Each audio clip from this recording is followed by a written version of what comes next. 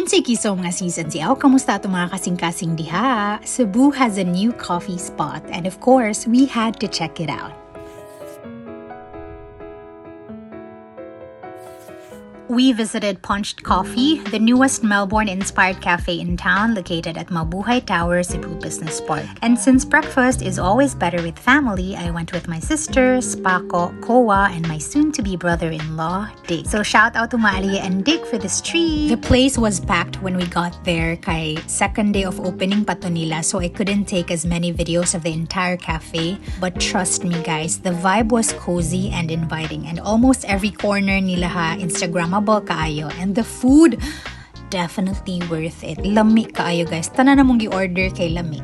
One of the highlights was their champorado with coconut cream. It was divine. Though nabitin lang gid ko for its price ha. I really wanted more.